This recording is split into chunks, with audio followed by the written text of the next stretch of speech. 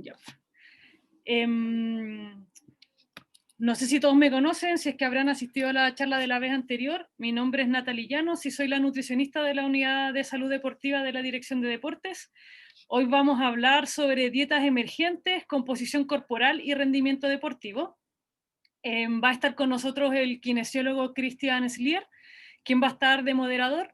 Si es que tienen preguntas durante la presentación, las van dejando en el chat y cada ciertas diapositivas vamos a dejar un espacio para ir resolviendo esas preguntas, ¿ya? Entonces vamos a comenzar. Bueno, hoy vamos a hablar de ayuno intermitente y dieta cetogénica principalmente. Y para comenzar, vamos a hablar sobre qué es el ayuno. Ya, el ayuno es un periodo de tiempo en el que hay poca o nula ingesta. Ya, eso es el ayuno. Y el ayuno intermitente corresponde a un patrón de alimentación. ¿Qué quiere decir esto? Que no es una dieta, por ejemplo, sino que es una forma o un estilo de alimentarse. Así como, por ejemplo, existen personas que toman desayuno, almuerzo, colación, cena, el ayuno intermitente es un patrón que es como una forma de alimentarse distinta a esa, ya que existen periodos en que no hay ingesta de alimentos y se va mezclando con periodos en que sí hay ingesta de alimentos, ¿ya? Y esto es de forma sistemática, es decir, si es que yo un día decido tomar desayuno a las 12 del día y no comí desde la noche anterior, no necesariamente yo estoy haciendo ayuno intermitente, porque cuando se considera ayuno intermitente es porque yo esto lo hago de forma sistemáticamente, ¿ya? Existen distintos tipos de ayuno intermitente. Entre los más conocidos tenemos el ayuno de día alternados, que sus siglas son ADF por sus iniciales en inglés, y esto quiere decir que voy alternando un día de ayuno y un día de ingesta de alimentos. El WDF, que es un ayuno de día entero, en el cual durante la semana yo dejo 1 o 2 días en que realizo ayuno. Y tenemos el TRF, que es como el más popular, el más conocido y el que tiene mayor estudios científicos, y es una ingesta con restricción de tiempo, es decir, yo cierta parte del día la dejo para poder alimentarme y cierta parte del día es en la cual yo no voy a recibir alimentos. Y según el patrón, horas de ingesta, horas de ayuno, se puede, o sea, es horas de ayuno, horas de ingesta, se pueden encontrar dos tipos que son los más populares, el 16-8 y el 24 y el 20-24. El 16-8 quiere decir que ayuno 16 horas e ingiero alimentos durante 8 horas, y el 24 quiere decir que ayuno durante 20 horas y recibo alimentos durante 4 horas, ¿ya? Si viéramos esto en un esquema, siendo los días de la semana, y en azul los días que recibo alimentos, sería un día sin realizar ayuno intermitente, en que yo me alimento y recibo ingesta durante el día, ¿ya? Si es que yo voy alternando un día con ayuno, que sería el cuadrito azul o el día azul, y el día sin ayuno, que sería el cuadrito blanco, y lo voy repitiendo durante la semana, sería este tipo de ayuno que es días alternados, o ADF por sus siglas. Si es que yo durante la semana escojo 2 días y en esos días practico el ayuno, en este caso, por ejemplo, martes y viernes, sería el ayuno de días enteros en que tengo 2 días o un día a la semana donde practico ayuno. Y si yo mi día lo divido, siendo el azul el periodo en que yo recibo alimentos y el rojo el periodo en que no recibo alimentos, podría ser un ayuno TRF, que en este caso sería el 16-8. ¿Ya? Por la proporción en la cual tengo el tiempo en que no ingiero alimento y el tiempo en que sí ingiero alimento, que sería el azul, ¿ya? Esto es como a modo general de cuáles tipos de ayuno existen o cuáles son los más populares. Ahora, en relación a los efectos del ayuno intermitente y qué dice la evidencia, lo vamos a analizar desde 5 puntos de vista. Desde la pérdida de grasa, desde la autofagia, que probablemente lo han escuchado, la optimización de ganancia de masa muscular, muy popular es también lo de entrenar o hacer cardio en ayuno, que se dice que es mucho mejor para la pérdida de grasa que entrenar post una ingesta de alimento. y qué impacto tiene el ayuno en el rendimiento deportivo, ¿ya? Entonces, antes de esto, quisiera aclarar dos conceptos que es algo que voy a repetir durante toda esta sesión, y lo primero tiene que ver con el glucógeno, ¿ya? El glucógeno es una forma de almacenamiento de energía en nuestro organismo. Así como nosotros almacenamos grasa, y lo podemos ver a través de nuestros pliegues cutáneos o de este rollito que se nos hace, es la forma en cómo acumulamos grasa, también nosotros acumulamos hidratos de carbono en forma de glucosa, y que finalmente es el glucógeno. ¿Qué es el glucógeno? Muchas moléculas de glucosa juntas y que se almacenan en nuestro hígado, en nuestros riñones y en nuestro músculo, ¿ya? En deportistas, la principal fuente de almacenamiento, o sea, el principal bodega, por así decir, de glucógeno es el músculo. Mientras más masa muscular, mayor capacidad tengo de almacenar glucógeno. Pero ¿cuál es la importancia del glucógeno? Que en determinadas pruebas o en determinadas disciplinas, el glucógeno es nuestro principal sustrato energético, o es la principal forma de la cual nosotros obtenemos energía. Entonces, mientras mayores son mis reservas de glucógeno, mayor capacidad tengo de realizar ejercicio. ¿Y qué tipo de ejercicio? Principalmente ejercicios de alta intensidad, ejercicios de tipo interválicos, ¿ya? Por ejemplo, tenis de mesa, taekwondo. Ciertas pruebas de atletismo, ciertas pruebas de natación, por ejemplo, de 400 metros, 800 metros, principalmente son de alta intensidad y el principal sustrato energético es glucógeno. ¿Quiere decir que yo solamente obtengo la energía del glucógeno? No, porque nuestro organismo es como un híbrido. Obtenemos energías de distintos sustratos, grasas, glucógeno, fosfocreatina, ¿ya? Pero en este tipo de ejercicios el principal aportador es el glucógeno, el que nos aporta glucosa. Mientras menor son mis reservas, porque yo puedo tener mis reservas llenas, que están aquí como en verde, o se pueden ir disminuyendo. Si mis reservas están bajas, mi capacidad entonces de hacer ese tipo de ejercicios se va a ver disminuida, se va a ver afectada, ¿ya? Y otro concepto clave es el déficit calórico. ¿Qué es el déficit calórico? Nosotros, cada persona tiene un requerimiento energético. Y ese requerimiento energético va a depender de mi tasa metabólica basal, que es la energía que yo necesito solamente para respirar, para estar sentado o acostado haciendo nada. Esa es mi tasa metabólica basal. ¿Y de qué va a depender? Va a depender de mi peso, de mi estatura, de mi edad, de mi sexo, de mi cantidad de masa muscular y además del nivel de actividad física. Entonces estas cosas sumadas van a dar mi requerimiento energético. Supongamos que una persona tiene un requerimiento energético según su nivel de actividad física y según su tasa metabólica basal de 1800 calorías. Si es que esta persona consume 1800 calorías, quiere decir que está en un balance energético cero. Pero si su ingesta energética es menor de lo que requiere, es decir, si esta persona ingiere 1200 calorías, entonces estaría en déficit calórico. ¿Por qué? Porque está ingiriendo menor energía de la que requiere, ¿ya? Y esto nos llevaría a una pérdida de peso, ¿sí? Entonces, el ayuno intermitente es una estrategia para lograr el déficit calórico. ¿Por qué?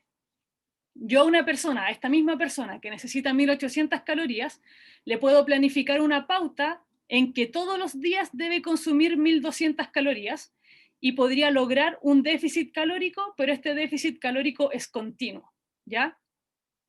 Versus el ayuno intermitente, que en sus distintas modalidades yo también puedo lograr déficit calórico, pero por ejemplo, aumentando la cantidad de energía que yo le restrinjo, porque hay días en que no consume alimento esta persona, o que no tiene, y si no consume alimento, no tiene ingresos o no consume energía, ¿ya?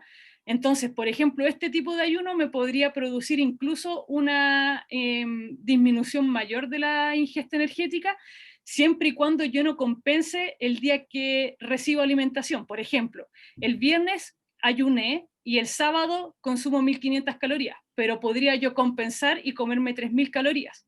Y ahí el ayuno no estaría produciendo este déficit calórico, ¿ya? El ayuno que es de días alternados es el que pudiese producir mayor cantidad de déficit calórico, porque son más días en que no se recibe alimentos. Incluso lo que dice la literatura es de los que pudiese en mayor medida verse disminuida la masa muscular, porque el déficit calórico es tan alto que nuestro organismo obtiene energía a partir del músculo para poder realizar las actividades diarias o cotidianas y el ejercicio, o etcétera, ¿ya? Y cuando yo tengo este ayuno intermitente que es de restringir la alimentación en ciertos horarios o ciertas horas, por ejemplo, yo podría hacer un déficit calórico de una persona, de esta misma persona que necesita 1800 calorías, darle 1500 calorías reduciéndole las porciones y darle 3 tiempos de comida. Desayuno, almuerzo, cena, por poner un ejemplo. El ayuno podría no producir déficit calórico si es que yo ayuno de las 8 de la noche hasta las 12 del día y compenso agregando una comida entre medio o agregando calorías a las otras comidas y tendría igual las 1500 calorías. Entonces yo podría hacer ayuno, pero sí lograr un déficit calórico. Versus esta opción, que elimino esta comida, pero tengo solamente 2 comidas de 500 calorías y sí logro un déficit calórico mayor, que en este caso, por poner un ejemplo nomás, serían 1000 calorías. ¿Ya? Entonces, cuando hablamos de que si el ayuno intermitente es efectivo para la pérdida de grasa, los estudios dicen que sí, pero es efectivo siempre y cuando se logre este déficit calórico, ¿ya? Si es que no se logra o si es que se compensa en otro tiempo de comida, no sería efectivo. Y la literatura dice que no es más efectivo que otro método que también produzca déficit calórico. Es decir, si yo tengo ayuno intermitente o produzco déficit calórico continuo o la dieta que a mí se me ocurra que produzca este déficit calórico, no va a ser mejor ni peor que el ayuno intermitente, sino que todas son estrategias por las cuales yo podría lograr de forma efectiva esta pérdida de grasa. ¿Ya? Preguntas hasta aquí.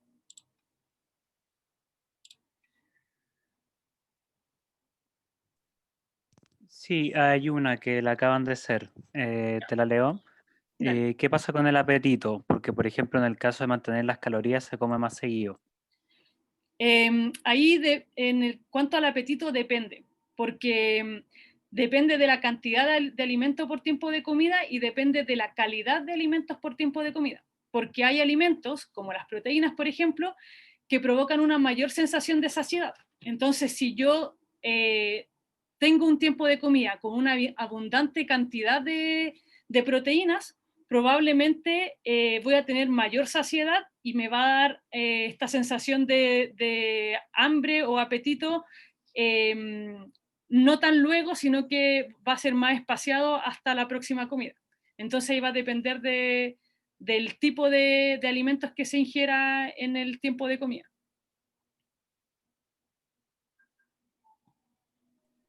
Eso. Solo esa. Ya, seguimos entonces. Cuando hablamos de ayuno intermitente y autofagia, debería decir ahí, no pérdida de grasa. Autofagia. Seguramente han escuchado hablar de autofagia, es muy popular y todos dicen, oye, hagamos ayuno intermitente porque promueve la autofagia y no sé qué, ya. Primero, ¿qué es la autofagia?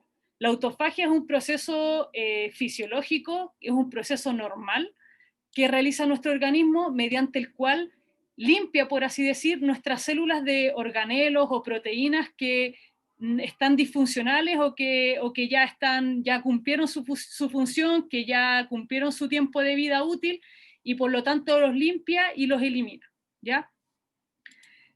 Los estudios dicen que la autofagia no es consecuencia del ayuno, sino que es consecuencia del déficit calórico. Es decir, como el ayuno generalmente cuando está bien realizado produce déficit calórico, aumentaría la autofagia, ¿ya? Y por otra parte, el ejercicio físico es mucho más efectivo en la promoción de autofagia que un déficit calórico. Entonces, en el caso de ustedes que son deportistas, probablemente no necesiten aumentar su autofagia de alguna otra forma si es que realizan ayuno con ese objetivo o pensando en eso, porque ya el ejercicio en sí solo está potenciando estos efectos o estos procesos de autofagia, ¿ya? Por lo tanto, lo promueve sí, pero no es exclusivo del ayuno intermitente. De hecho, no es por el ayuno intermitente per se, sino que por el déficit calórico que este produce. En cuanto al ayuno intermitente y masa muscular, si es que el ayuno intermitente produce déficit calórico, no estaría optimizando la ganancia de masa muscular. ¿Por qué? ¿Se acuerdan los que estuvieron la vez anterior que cuando uno necesita ganar masa muscular, quiere decir que uno necesita sintetizar tejido, que sería el músculo? Cuando uno necesita sintetizar tejido, necesita más calorías. Entonces, para optimizar ese proceso, uno debiese estar en superávit calórico, no en déficit. Por lo tanto, si es que uno está en déficit, no estaría optimizando esta ganancia de masa muscular, sobre todo en este patrón que es de días alternados, donde el déficit es mucho mayor. Si es que el ayuno no está provocando déficit calórico, habría que analizar el timing de ingesta proteica, porque se ha visto que idealmente uno debiese recibir proteínas a lo largo de todo el día de forma equitativa en los tiempos de comida, porque de esa forma uno optimiza la ganancia de peso de masa muscular. Y cuando uno quiere aumentar masa muscular, cuando uno está haciendo un entrenamiento de fuerza orientado a la hipertrofia, uno realiza un entrenamiento que es con altas cargas, ¿cierto? Y se ha visto que aquellas personas que entrenan fuerza orientada a la hipertrofia con las reservas bajas de hidrato de carbono, podría ocurrir alguna fatiga a nivel central, ¿ya? Porque no hay un adecuado aporte de glucosa en nuestro cerebro. Entonces, cuando yo tengo un patrón de alimentación que produce un alto déficit calórico, probablemente mis reservas de glucógeno no van a estar a tope o llenitas, que es lo que yo necesito para evitar esta fatiga. Y por otra parte, se ha visto que cuando uno entrena fuerza, si es que uno tiene las reservas de glucógeno llenas, la capacidad contráctil de nuestro músculo es mayor, es mejor, porque la señalización para la contracción muscular es mucho más eficiente y por lo tanto puedo generar más fuerza. Entonces, en ese sentido, podría incluso verse afectado la calidad de este entrenamiento de fuerza que yo estoy haciendo para mejorar la masa muscular. Por lo tanto, podría no ser la estrategia ideal, pero sí se pueden utilizar ciertas técnicas nutricionales para aumentar las reservas justo antes de entrenar fuerza, por ejemplo. Ayuno intermitente y cardio en la pérdida de grasa. Ya, supongo yo que han escuchado harto esto de que hacer cardio en ayuno hace que uno pierda más grasa muscular, o sea, más masa grasa. Sin embargo, los estudios dicen que si bien el ayuno y acompañado de cardio sí produce pérdida de grasa, cuando se compara con sujetos que comen antes de realizar el ejercicio, las diferencias de pérdida de grasa no son significativas. O sea, no es uno mejor por sobre el otro, sino que ambos producen el mismo efecto, ¿ya? Aquí, por ejemplo, en este estudio, dividieron a dos grupos, uno entrenó en ayuno y otro entrenó post una comida. Se igualó la ingesta calórica y la distribución de macronutrientes para que no estuvieran interfiriendo y que finalmente la disminución de la grasa fuese porque uno comía más o menos calorías o porque el otro, por ejemplo, comía más o menos proteínas u otro nutriente, que se ha visto que igual depende la distribución de los nutrientes para disminuir grasa, y ambos perdieron grasa y no hubo diferencias significativas entre ellos. O sea, ¿es mejor hacer cardio en ayuno? No. ¿Voy a perder grasa? Sí, pero si es que me acomoda hacerlo, lo hago. Si es que es un sacrificio enorme y la estoy pasando mal haciendo cardio en ayuno, mejor no lo recomiendo porque no tiene sentido sufrir si es que puedo de otra forma tener los mismos resultados. En cuanto al ayuno intermitente y el rendimiento deportivo, se ha visto que cuando uno realiza ejercicio, como expliqué antes, utiliza distintas fuentes de energía para poder sostener ese ejercicio. ¿Y qué fuentes de energía utiliza? Va a depender de la alimentación previa, de la intensidad del ejercicio, del nivel de entrenamiento y otros factores más. Entonces, aquí por ejemplo, la alimentación podría estar influyendo porque cuando yo necesito o hago un ejercicio que es intenso, dependo mucho de los hidratos de carbono y si el ayuno hace que yo no tenga un aporte adecuado, podría haberse disminuido mi rendimiento. Y también si es que yo no tengo las reservas adecuadas de glucógeno, no podría realizar el ejercicio o me fatigaría si es que realizo ejercicio de alta intensidad. El glucógeno como almacenamiento de hidratos de carbono, eso ya lo expliqué. Y el déficit calórico también podría estar influenciando en que estas reservas de glucógeno no sean las adecuadas. Entonces, mejora el rendimiento. Aquí los artículos mencionan que no es concluyente porque depende del tipo de ejercicio, de la intensidad del ejercicio y por lo tanto va a depender del deporte que se practique y de la disciplina, si es que se recomienda o no, y quizás se podría recomendar, pero siguiendo otras adecuaciones o estrategias para evitar esto de la pérdida de glucógeno muscular. Preguntas hasta aquí. Hay una, te la leo. ¿El ayuno intermitente es para cualquier tipo de persona o tiene alguna restricción? Y lo otro es si es necesario acudir a un nutricionista para hacerlo. Ya. El ayuno intermitente no es para cualquier tipo de persona. Lo ideal es que se ocupe en personas sanas. Personas con patologías también se ha estudiado y tiene beneficios incluso, por ejemplo, en aquellas personas que tienen sobrepeso, obesidad, alguna alteración metabólica y se ha visto que tiene efectos positivos, ¿ya? Pero igual siempre hay que evaluarlo, porque depende de la persona, depende de sus patrones alimentarios, depende de su estado nutricional y de varios factores. Y por lo tanto, yo sí recomiendo acudir a nutricionista para hacerlo porque las pautas no son generales, las pautas de alimentación. Uno las tiene que ir ajustando. Las personas se van sintiendo bien o mal según una pauta y va a depender también del tipo de entrenamiento o de la planificación de entrenamiento que alguien tenga. Entonces, lo ideal es ir planificando en función de las cargas de entrenamiento para que no vaya en desmedro de ese entrenamiento también, ¿ya? Y depende también del objetivo, porque depende qué objetivo tiene una persona, si es que se recomienda o no el ayuno intermitente y de qué forma lo vamos a ocupar, si es útil como estrategia para poder lograr ese objetivo. Eso.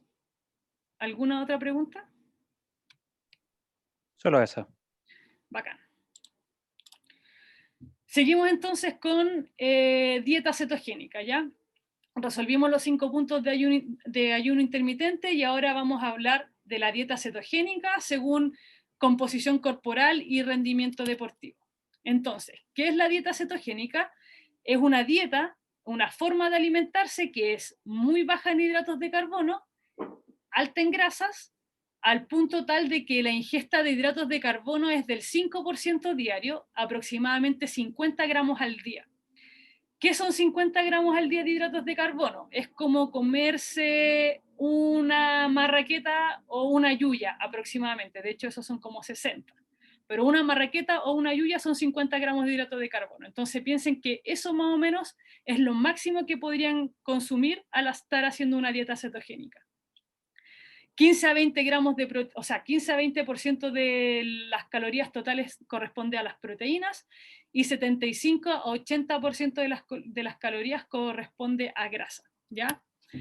Para hacerse una idea de que si es mucha o poca grasa, aquí está la distribución de macronutrientes en distintas dietas que son populares, la Atkins, la de la zona, la paleo y la mediterránea, que es como la dieta saludable europea. Y ahí si se dan cuenta, la cantidad de lípidos es casi el doble de lo que se recomienda en la dieta mediterránea, ¿ya? Entonces es una cantidad muy alta. Ya, y de la dieta cetogénica vamos a abordarlo desde 3 aspectos. Si es efectivo para la pérdida de grasa, si promueve la flexibilidad metabólica y si mejora el rendimiento deportivo, ¿ya? Cuando hablamos de dieta cetogénica y pérdida de grasa, los estudios dicen que todas las intervenciones que igualan la ingesta de proteína y energía independiente del tipo de dieta, sea cetogénica, ayuno intermitente, la que a usted se le ocurra, no han demostrado que la dieta cetogénica sea más eficiente para la pérdida de grasa. Lo mismo que dije con el ayuno intermitente, ¿ya? Es decir, la dieta cetogénica nos va a hacer perder de grasa, sí, pero no es mejor que otra. Podría ser útil como estrategia para lograr, por lo tanto, el déficit calórico. Pero aquí va a depender más que nada de si la ocupo como estrategia de las preferencias de la persona, de los gustos y de la forma en cómo se alimenta. Porque si una persona está acostumbrada a consumir altas cantidades de grasa, y aquí tampoco se trata de comer papas fritas todos los días, tocino todos los días, porque tampoco sería saludable, pero sí preferir grasas que son saludables, por ejemplo, palta, frutos secos, pescados que son grasos, carnes que son grasas, salmón, atún, eso es por dar un ejemplo. Si es que a alguien le acomoda comer tener una alimentación basada en ese tipo de alimentos, se puede recomendar. Ahora hay que considerar que los volúmenes de las comidas son pequeños, porque la cantidad de calorías que aportan este tipo de alimentos por ser altos en grasa es alta. Un puñado de frutos secos tiene aproximadamente 180 calorías. En volumen es muy poco si lo comparamos, por ejemplo, que debe ser similar a 3/4 una taza de arroz, que eso tiene 140 calorías, que en volumen es mucho más y por lo tanto podría producir mayor saciedad, ¿ya? Entonces ahí va a depender de la persona si es que se aplica, si es que la acomoda o no. Y hay que tener ojo porque la dieta cetogénica, por ser alta en grasa, podría alterar la microbiota. ¿Qué es la microbiota? Son los microorganismos que son beneficiosos para nosotros y que tenemos en nuestro intestino. Y estos microorganismos nos protegen de otros microorganismos que son patógenos, ¿ya? Y que pueden provocar ciertas enfermedades. Entonces, esta microbiota se alimenta de principalmente la fibra de los alimentos. Y si es que nosotros disminuimos los alimentos que aportan hidratos de carbono, disminuimos el aporte de fibra. Porque la fibra, ¿dónde está principalmente? En cereales, en granos, en verduras, frutas, que aportan hidratos de carbono, que son los que nosotros buscamos restringir en esta dieta. Entonces hay que tener ojo con eso, porque además una microbiota que no está saludable se ha asociado con distintos tipos de enfermedades, desde enfermedades crónicas, diabetes, hipertensión, etc. ¿Ya? Por lo tanto, conclusión, no hay diferencias con otras estrategias de restricción calórica. ¿Puede ser una opción más? Sí. ¿Mejor, peor que las otras? No. ¿Preguntas hasta aquí?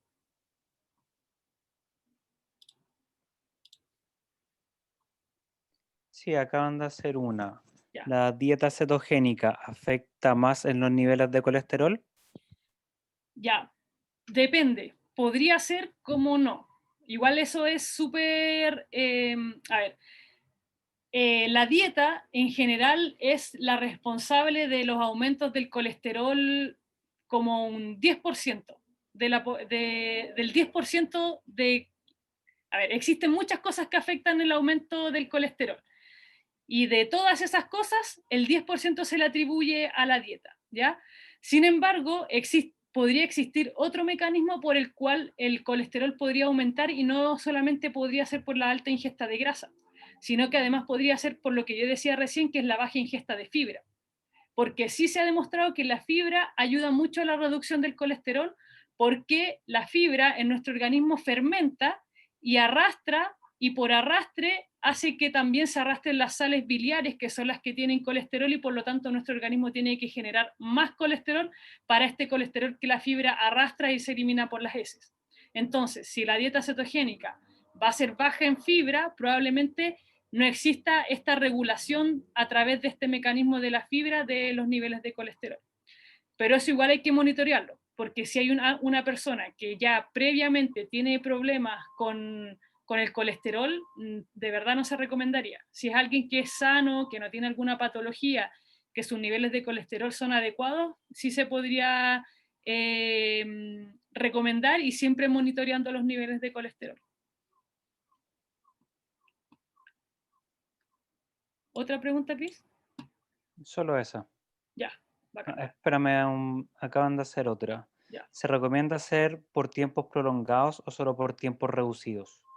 Ya, cualquier dieta que produzca déficit calórico, o sea, dieta que yo busque un déficit calórico no se recomienda hacer por tiempo prolongado. Uno no debiese estar eternamente en déficit calórico, ¿ya? Punto 1. Punto 2, en cuanto a la dieta cetogénica,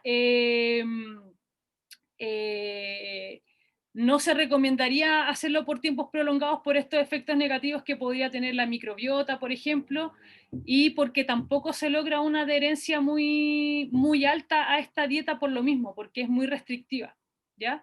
Entonces habría que ir monitoreando. Nunca es recomendable estar un año en déficit calórico, ¿ya? Así que desde ese punto de vista, 6 meses o hasta lograr los objetivos, o ir intercalando déficit calórico con un break de la dieta, que puede ser 1 o 2 meses, y después ir siguiendo, retomar nuevamente un déficit calórico. ¿Y por qué no se recomienda? Porque como la ingesta de calorías es menor a la que uno requiere, también provoca que la ingesta de algunos nutrientes a lo mejor sea menor y puede producir algún déficit de ellos, vitaminas, minerales, eso. Eso, Nati. Ya, sigo entonces. Ya, en cuanto a la flexibilidad metabólica, probablemente la autofagia y la flexibilidad metabólica sean dos conceptos que están muy de moda últimamente. La flexibilidad metabólica se refiere a esta capacidad de nuestro organismo de utilizar indistintamente y de manera eficiente distintos sustratos energéticos. ¿Qué quiere decir eso? Como les decía yo, nuestro organismo es capaz de ocupar grasas, hidratos de carbono y fosfocreatina para obtener energía. Hidratos de carbono no, glucosa, ¿ya? Que ese es el hidrato de carbono del cual se obtiene energía. Y se dice que la dieta cetogénica promueve o provoca adaptaciones de nuestro organismo para que nuestro cuerpo pueda ocupar preferentemente grasas frente a otros sustratos energéticos para poder tener energía, ¿ya? Cuando hablamos de fisiología, obtener energía, ojalá solo de las grasas, sería súper beneficioso. ¿Por qué? Porque las grasas aportan más energía por gramo que los hidratos de carbono. Las grasas aportan 9 calorías por gramo y los hidratos de carbono aportan 4 calorías por gramo.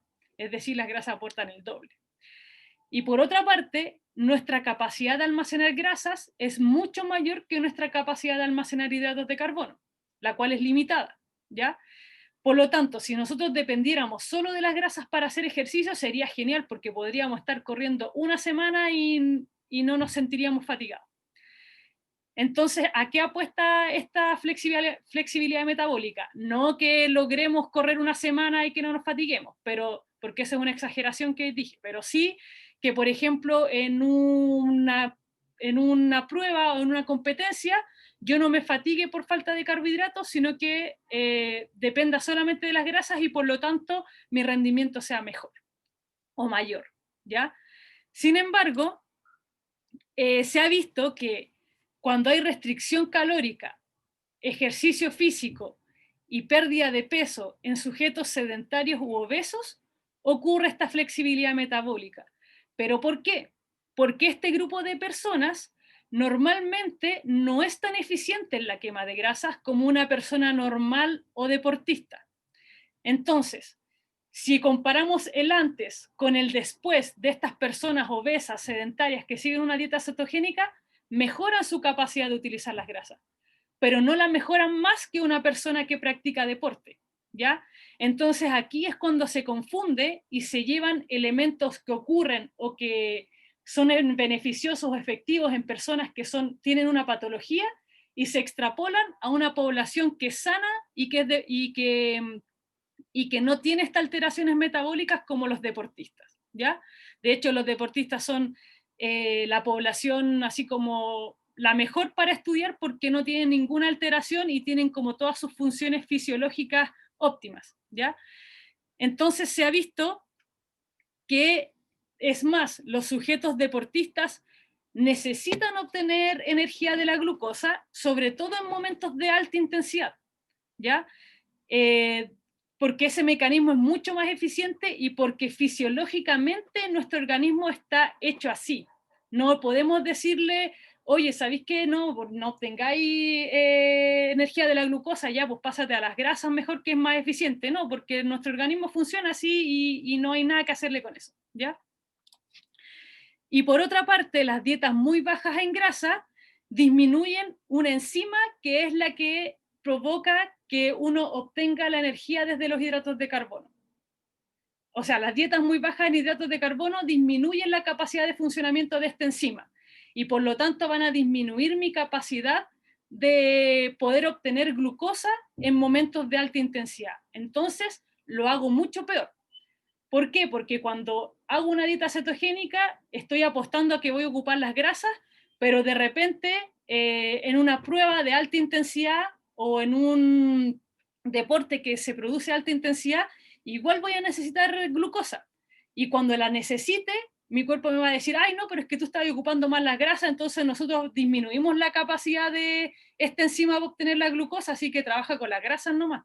Pero las grasas no van a estar disponibles en alta intensidad.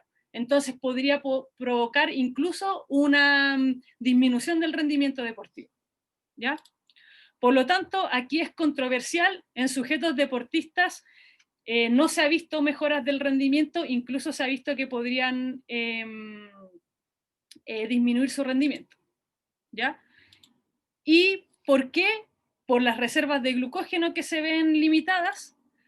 Por ejemplo, este estudio hicieron unos ciclistas hicieron una dieta cetogénica y se dieron cuenta que los ciclistas aumentaron su dependencia al uso de grasa como combustible y disminuyeron el uso del glucógeno en una prueba normal, continua.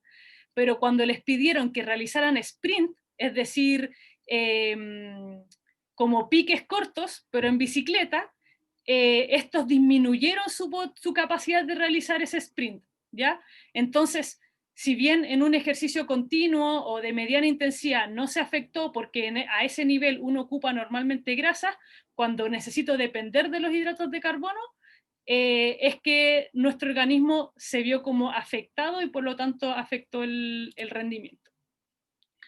Lo mismo pasó con unos deportistas de marcha de élite que les hicieron también seguir una dieta cetogénica y también mejoraron la oxidación de grasa y la capacidad aeróbica, pero no mejoraron o no tuvieron mejoras significativas en el rendimiento con esta dieta, ¿ya? O sea, podría ser, y aquí hay que tener ojo con la disciplina o con la prueba de esa disciplina para ver si es que se recomienda o no este tipo de dieta. Además, ¿qué dicen los estudios o los investigadores? Dicen ya, sí, hay veces que ha mejorado el rendimiento y hay veces que no. Pero ¿por qué unos mejoran y otros no? Puede ser porque no hacen una dieta estricta, porque justo antes de competir aumentan los hidratos de carbono, el consumo de hidratos de carbono. Puede ser porque también es un buen placebo. Existen muchos suplementos o sustancias que actúan como buen placebo y la dieta cetogénica podría ser también.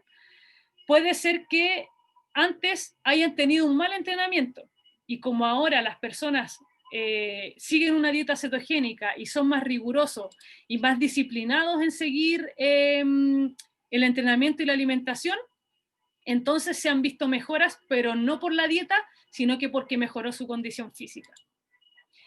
Y otro estudio analizó a los 100 mejores maratonistas a nivel mundial. Y los ordenaron y dijeron, ya mira, de los 100 mejores maratonistas, los que están en los primeros lugares coincide que son etíopes o son keniatas. Entonces analizaron la dieta de estos deportistas y se dieron cuenta que la mayoría o el promedio de ingesta de carbohidratos correspondía al 77% de su ingesta calórica total y un 64% de su ingesta calórica total. Entonces se dieron cuenta que si es que los que están en el top, en la elite de esta disciplina, que es la maratón, y este es su patrón de ingesta, entonces no se justifica que alguien quiera seguir una dieta cetogénica para mejorar su rendimiento si los que son los mejores, su dieta está basada en hidratos de carbono. Conclusiones, existen muchas dietas que son populares pero que no están respaldadas por evidencia científica. A la fecha no existe una dieta de pérdida de peso óptimamente eficaz para todas las personas. Hay personas que les funciona mejor una u otra porque va a depender de sus patrones de alimentación, de sus preferencias, disciplina, nivel de entrenamiento, etc. La ingesta de hidratos de carbono es clave en el rendimiento deportivo. Una adherencia, o sea, la adherencia es el mejor predictor del éxito en alguna dieta, por lo tanto, si a ti te acomoda la cetogénica, hacemos cetogénica para pérdida de grasa. Si te acomoda el ayuno intermitente, podemos hacer intermitente para la pérdida de grasa. Entonces va a depender de qué es lo que más te acomode, porque mientras más adhieran a un estilo de alimentación, se van a lograr de mejor forma los objetivos. Y el ayuno intermitente y la dieta cetogénica podrían ser utilizados como estrategia, pero va a depender del objetivo porque no sirven para cualquier objetivo. Preguntas. Con esto terminamos, así que pueden aprovechar de hacer todas sus preguntas. Si es que hay alguna pregunta que tengan que no es específicamente del tema, recuerden que está el buzón de preguntas, que lo pueden escanear este código QR y les va a abrir la página, es una encuesta en Google Docs, o sea, en Google Forms, y pueden hacer sus preguntas si es que hay algo que escape de lo que hablamos hoy. Preguntas ahora. Ya terminamos, así que todo lo que se les ocurra preguntar.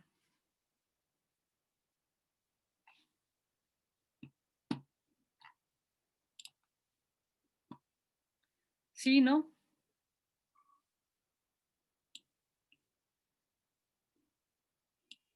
Ahí hay una pregunta. El Chris parece que se durmió. No, la vi. Como ya está ahí en el chat, pensé que ya la estáis viendo. Sí. Dice, ¿se podría mezclar la dieta cetogénica con el ayuno intermitente? Sí, se podría mezclar, pero depende del objetivo, no sé si es que sea tan recomendable mezclarlo, o sea, de poder mezclarla se puede, pero si se recomienda o no, depende, porque si ya es difícil adherir a un ayuno intermitente y ya es difícil adherir solo a una dieta cetogénica, mezclarla a las dos sería más difícil aún, pero si alguien está dispuesto a hacerlo, podría ser una estrategia. ¿Alguna otra pregunta?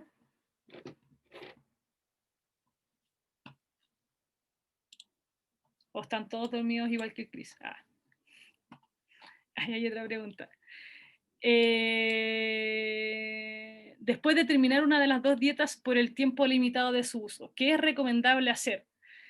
Uy, ahí depende de cuál es el objetivo, porque si se terminó porque ya lograste tus objetivos, o si se terminó porque es un break de la dieta, y lo que se recomienda hacer es, si se hizo por déficit calórico, hacer una dieta normocalórica, es decir, que reciban la energía que tú requieres por un tiempo y después volver a la, mm, a la dieta que produzca el déficit calórico. Entonces depende del objetivo. Si quieres puedes acotarla un poquito más la pregunta y respondo con mayor certeza. Una dieta cetogénica antes de una competencia de larga duración, ¿sería beneficioso para la reserva energética? Si es que es una prueba pongo un ejemplo de una prueba. ¿Qué sería una prueba de larga duración? ¿Una maratón? ¿Un triatlón? 10.000 metros.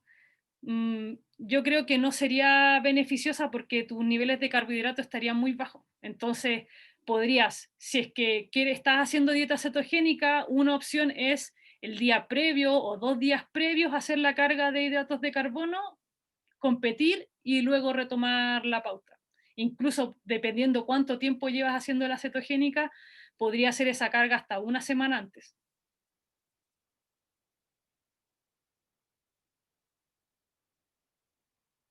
Eso. ¿Alguna otra pregunta?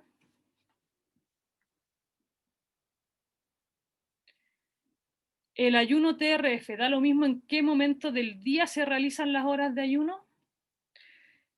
Buena pregunta, pero a ver, lo más cómodo de hacer ayuno es ocupar las horas nocturnas. Entonces, idealmente empezar el ayuno a las 8, 9 de la noche y así estar durante la noche, aprovechar que normalmente uno no come, a no ser que uno sea sonámbulo y se levanta al refrigerador, o no sonámbulo y se levanta igual a medianoche a buscar algo, pero lo ideal es que durante la noche sea la mayor parte de ayuno y romper el ayuno tipo 12, 1, 2 del día. Pero normalmente se usa eso para ocupar las horas de no ingesta en la noche. Si no, tendrías que comer en la noche.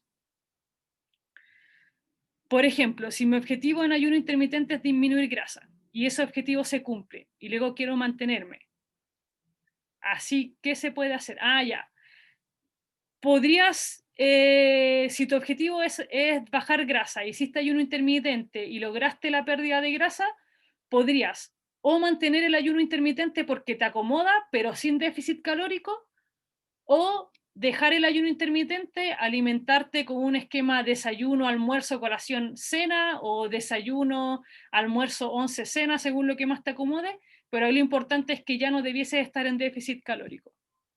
Y la otra opción es, si después de bajar grasa y quiero aumentar masa muscular solamente y no la grasa, ¿qué se puede hacer? Bueno, ahí en aumentar masa muscular no se recomienda el ayuno y ahí tienes que estar en superávit calórico. Entonces, si es que es superávit calórico, significan más calorías. En ayuno, los tiempos de comida son muy reducidos en ayuno intermitente. Por lo tanto, para lograr superávit tendrías que o comer mucho por tiempo de comida o no mantener el ayuno, ¿ya? Y ahí sería el objetivo de aumentar masa muscular. Y ahí, pero yo en general en aumento de masa muscular no recomiendo el ayuno. No recomiendo primero hacer ayuno intermitente y luego aumentar masa muscular, porque no es necesario hacer ayuno intermitente antes para aumentar masa muscular. A no ser que tengas como objetivo previo bajar masa muscular, o sea, bajar grasa y después aumentar masa muscular. ¿La cetogénica podría servir para aumento de masa muscular? Sí, podría servir. El tema es que la dieta cetogénica y el ayuno intermitente son estrategias que uno las puede utilizar según el objetivo.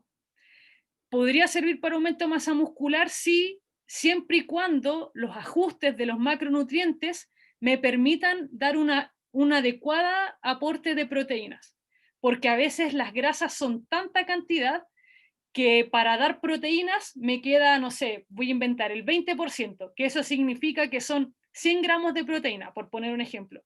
Pero tú, en tu caso, quizás necesitas 130, entonces ahí no sería una buena alternativa a la dieta cetogénica, porque yo debería privilegiar las proteínas cuando quiero aumentar masa muscular. Más preguntas.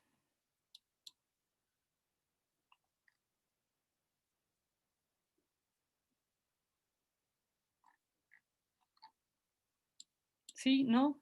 ¿Hable ahora o calle para siempre?